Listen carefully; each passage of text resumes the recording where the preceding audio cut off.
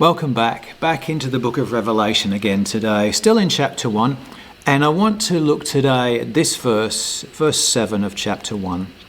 Behold, he is coming with clouds, and every eye will see him, even they who pierced him, and all the tribes of the earth will mourn because of him, even so, Amen. And look, these are familiar words, this idea of coming with clouds. We find it in Matthew's Gospel in a couple of places. This is chapter 24, verse 30.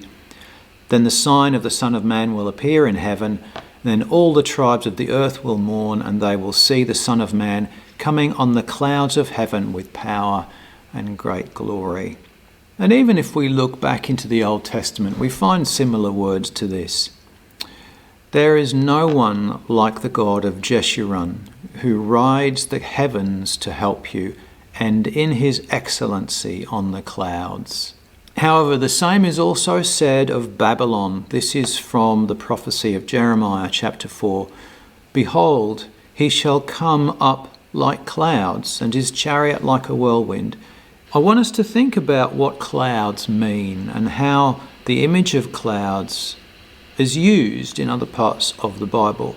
And the one that always jumps out to me is the pillar of cloud and pillar of fire that led the children of Israel through the desert from Egypt to the promised land.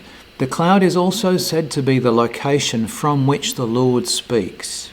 And when we see the cloud lifted up, there is a revealing of something that has previously been hidden. And we read this before. This is Numbers chapter 12. And when the cloud departed from above the temple, suddenly Miriam became leprous as white as snow. So what are these clouds of heaven that is said to lead the way, that is said to be the place from which the Lord speaks, that is said to be the thing that reveals what has otherwise been hidden? And this is Swedenborg's answer to that question. He says, God's truth, adjusted to a person's discernment, is the sense of the letter of the word. This is the cloud. Also, Heavenly Secrets, paragraph 49. The literal sense of the word is called the clouds of heaven. Its internal sense is power and glory. So what is this coming in the clouds that we read of in Revelation chapter 1? Well, I think it's a reading of the word, and it is a revealing of the Lord in the pages of the word. Now, this is not just learning the facts and the stories of his life on earth, or even his teachings as such. This is when we come to truly appreciate what he teaches us, and we truly understand his nature. See, only then is this cloud of obscurity kind of lifted off our minds and we begin to see for the first time. So what's related here in Revelation chapter 1 and also in Matthew's Gospel, where the Lord talks about coming in the clouds, we are not talking about a spectacular physical manifestation of the Lord. This is not the Lord coming in the sky with heavenly armies to defeat, punish and destroy the powers of evil. This is a quieter revolution, but it's no less real. In actual fact, I would argue that it is more real, because if the Lord comes physically to defeat the powers of hell, does that change the minds of the people who live on this planet truly? You know, Samuel Butler wrote this: "He that complies against his will is of his own opinion still, which he may adhere to, yet disown for reasons to himself best known." You know, when heavenly love, that is, love to the Lord and love to the neighbour, rules in every human heart, then evil will be banished from our world, and all the demonic powers and hell's armies that there may be will have no foothold here whatsoever. So why is it necessary for it to be clouds?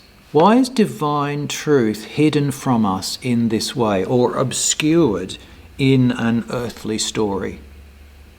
Well, for one thing, we are finite beings. We have a limited grasp on reality. We cannot understand divine truth, which takes in like the whole picture and sees every single detail. That's one thing. But the other is that we are essentially resistant to the truth.